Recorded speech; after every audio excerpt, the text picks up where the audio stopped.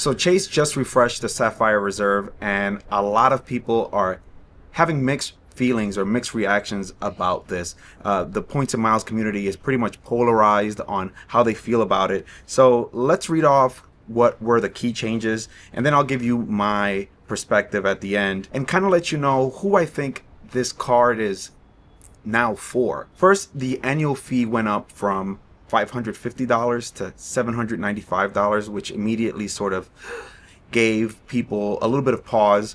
But Chase is, advertising that you get over $2,400 worth of credits or value from this card. So let's dive in and really see if that's the case.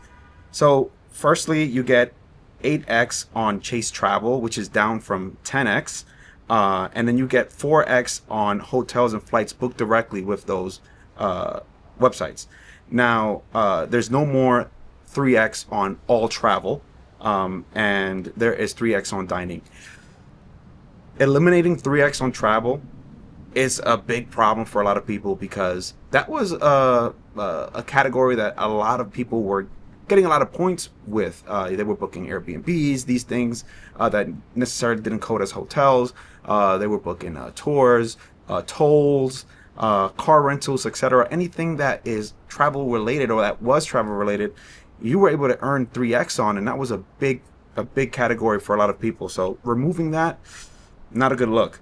Then you get a $500 credit dispersed into two $250 credits every year for hotels booked via the Edit Collection. Now, the Edit Collection is Chase's sort of own curated list of hotels, and they're pretty pricey, and that could be a problem for a lot of people who are budget travelers, or they're traveling with a family, and booking a hotel in that price category could be a problem for them. So it's going to be hard for a lot of people to take advantage of that credit. And also, the problem is you have to book 2 consecutive nights, and you have to do that twice a year in order to get that credit.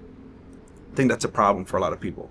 And then the thing that didn't change was the $300 credit on travel, which is great. You just sort of, anything that codes as travel, flights, hotels, whatever, you'd automatically get credited for that up to $300 a year. So that's not changing. That's great. And that was very simple. It was all encompassing. There was no fuss. It was great. Then there's a $300 yearly dining credit, $150 twice a year. And it's a very limited list of restaurants, and you're basically only able to go to these restaurants if you are in a major city. And again, I think that's a problem for most people who don't live in a major city, or people who are not into fancy restaurants or into fine dining and things like that. They're continuing to sort of, if you see the trend here, they're sort of filtering people or trying to steer people into a certain sort of lifestyle and direction, which I think it's a bad thing. Next, you get an Apple TV Plus and Apple Music subscription. And okay, that's great. I use Apple TV Plus. I have an Apple Music subscription, so I could take advantage of this. But the problem is a lot of people have Spotify. Now, will you change to Apple Music if you can get it sort of included in a benefit that included in a credit card benefit? Maybe, but that's like, And then you get this insane $300 DoorDash credit per year, and that's dispersed into $25 monthly sort of disbursements. And here's the ridiculous part of it: you get $5 to spend on restaurant orders, and then 2 $10 credits on groceries and retail stores. So you basically have to order from DoorDash 3 times a month in order to get all these credits. So again, you're forcing people to behave a certain way in order to take advantage of these credits, and I think that's a bad thing, because oftentimes when you buy things from DoorDash, they're more expensive than just straight up going to the retailer. So you're spending more money to save money. That doesn't make sense. And then you get a Dash Pass membership, which is worth $120 a year. And again, if you use DoorDash, great, but a lot of people don't. Then you have $120 in Lyft credits that you get dispersed into $10 payments. And I guess that's okay for a lot of people if you use rideshare, Uber, or Lyft. Even if you don't use Lyft and you use Uber, I think that to take advantage of this credit, you can use Lyft once a month and take advantage of this. I don't think this is a bad credit per se, but again, a lot of people don't even take rideshare. A lot of people either take metro, public transportation, or they drive. So, okay, whatever. I'll take this credit. Um, and then here's a weird one. You get $120, $120 credit to use for Peloton memberships, and 10x on Peloton hardware and accessories.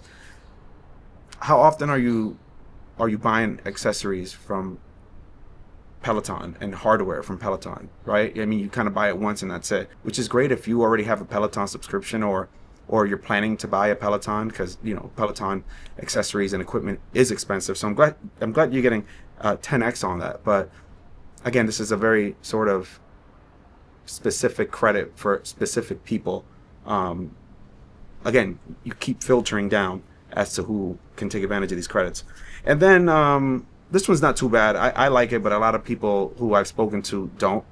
This is a $300 StubHub credit, which again is divided into two yearly disbursements. Every 6 months you get a $150 credit to spend on StubHub. And I like going to concerts. I like going to games. So, but I always go to the official websites first before I even look at StubHub, because oftentimes I'd rather just buy it at face value than to buy a marked up ticket. Unless something's sold out, then I'll go to StubHub. Or if for games, for instance, a lot of times people need to dump their tickets because they can't go to games, so they'll put it on StubHub for a loss. Fantastic. I can use this credit, but again, a lot of people don't go to concerts. A lot of people don't go to sporting events. So again, you're limiting who can take advantage of these credits. And then you get your obligatory global entry TSA pre credit. La la la la. That's over $2,400 in credits for only $795. So if you organically already spend money with these vendors, and you're automatically winning. This is a no-brainer. Keep this card or get this card. Absolutely. But if you have to change your behavior to take advantage of these credits, you're losing money in effect. And that's not a good look. Now let's talk about lounge access, because this is something that I have kind of a problem with, right? So you have obviously Chase Sapphire Lounge access, and everyone who's been to one that I know loves them. So this is fantastic. However, there's only 6 locations currently. I know they're building more, but you got to talk about right now. There's only 6 locations. You obviously get priority pass membership with this card, which is standard. And here's the interesting thing, right? Air Canada Maple Leaf Lounge access, right? But here's the caveat, right? You can't go to any of their lounges in Montreal. And that only leaves 22 locations total throughout Canada and the United States. So you sort of have to be in an airport where these lounges are, but not in Montreal. So it's weird. It's a weird partner to have. I'm glad they have it. I mean, some people I'm sure will take advantage of this, but it's interesting. Chase already has a relationship with United. Why not do what Amex does with Delta and give access via the Platinum card, right? Why not do the same thing with this card? Why not get some access to the United lounges with the Sapphire Reserve card? If you want to talk about overcrowding, which is a legit thing, then you can do again what Amex did, which was only give a certain amount of visits per year as the benefit. And I think this would make a lot more people happy than people who may or may not be traveling with into airports that have these lounges. I think United lounges are more accessible, and I think it would have been a better deal. That's really the major benefits. After spending $75,000 a year on the card, you get IHG One Rewards Diamond Elite status, which is great if you are a frequent IHG hotel goer. You get a $500 Southwest Airlines credit, an A-list status with Southwest, and $250 to spend at the Chase shops, which is great if you're going to put a lot of spend on this card. So let's talk about the good, right? If you already take advantage of these vendors and you already shop with these vendors, then I think this is a no-brainer. You're coming out ahead. Or even if you have to sort of shift, like if you use Spotify now you got to start using Apple Music, that's fine. Or if you use Game Time and SeatGeek and now you got to go over to buy your tickets on StubHub, I think that's also fine. But if you have to completely become a different person or spend money that you otherwise wouldn't to take advantage of these credits, you're losing and you're playing into their cards. They want you to spend more money, which is why they give you these credits in monthly increments or yearly or biannual increments so that you can continue to spend the card. And again, it's a business, I understand that, but if you have to do something different that you already do, if you have to change your behavior, I don't think it's a good thing. But again, if you can take advantage of the credits, I think this is great. Here's the other thing. I know a lot of people, I know at least 4 or 5 people who have this card who are going to downgrade before the annual fee hits. And I think that's a good thing. And the reason why is, if that's my sort of circle and my anecdotal evidence, I'm pretty sure that a lot more people are going to be doing the same thing. And that means that the lounges are going to be less crowded, I hope, and that you would have a better experience because of that. So less people having it, I think it's a good thing for people who choose to stay with the card. The other good thing about this card is that it still remains a good all-around travel rewards and travel benefits card. A lot of cards like the Amex Platinum are just good for the travel benefits. They're not good for spending at restaurants or grocery stores or everyday things.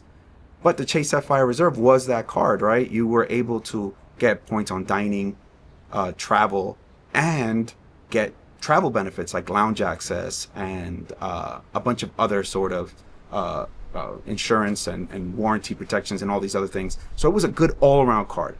So it still remains that, with the exception of the 3x on travel, which they removed. I guess it's okay if you weren't in the camp that was sort of getting a lot of points from travel because you either drive a lot, you don't rent a lot of cars, you don't book through Airbnb, etc. Now let's talk about the bad, right? Let's continue talking about the no longer existing 3x on travel. People used to earn a lot of rewards on that, like I mentioned earlier, whether that's booking Airbnbs, car rentals, tolls, museums, tours, anything that coded travel. That was a great area for people to sort of get extra points. And that's no longer a thing. I think that's going to piss a lot of people off. Another bad thing is that your points are no longer worth the standard 1.5 cents per point on the Chase travel portal.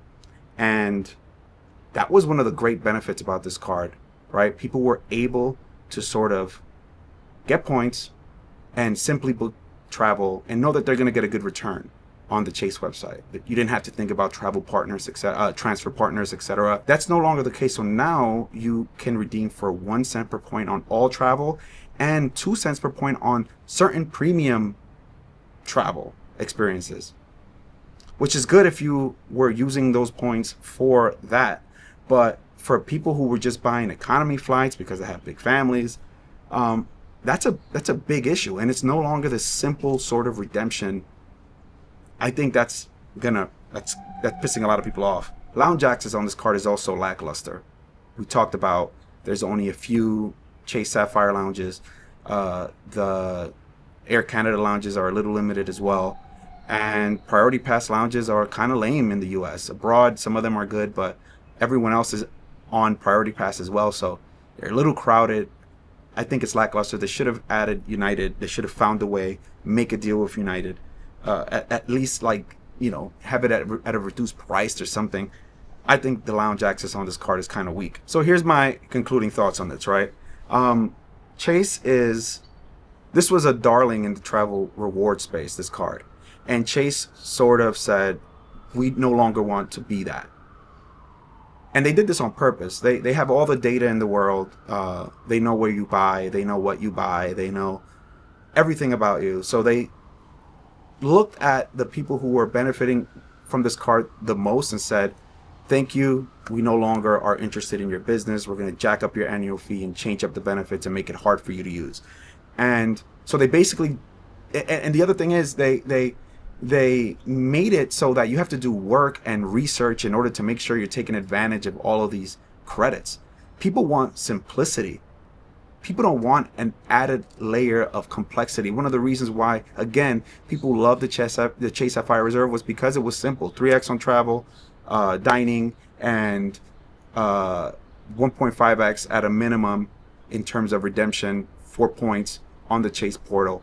Easy. That was an easy recommended card for most people, and it's no longer the case. Now they want a specific kind of spender who spends a lot all the time, and I think that's a bad look, right? They took everything that people disliked about the Amex Platinum, and then they turned it up a few notches. Also, no credit is worth you changing your behavior in order to get. You shouldn't spend more money to save money. It's absurd. And the fact that they took away things that people loved about this card and made it unique, again, the 3x on travel, the 1.5 cents per point on travel redemptions on the Chase portal, is a really big problem. I can no longer recommend this card, honestly. I think that the Venture X is a much better deal. You get 2x on everything. You get the Capital One lounges, and then you get Priority Pass lounges, and it's $400 a year, I think, and then you get a $300 credit as well, and then you get 10,000 points every year as a thank you for renewing the card, which offsets the annual fee greatly. So technically it's a free card per year and you get lounge access. Yeah, I think that that's a much better deal than this. So yeah, those are my thoughts. Chase, I think, really screwed it up. I hope Amex is paying attention to this and what the community feels about this refresh. If you can take advantage of this card and its credits organically, amazing. I'm happy for you. But for everyone else, I think it's time to clip it. Well, that's all. Those are my thoughts on the refresh. Please let me know what you think, or if I missed anything down in the comments. Please hit the like and the subscribe button. Thanks for watching, and I'll catch you next time.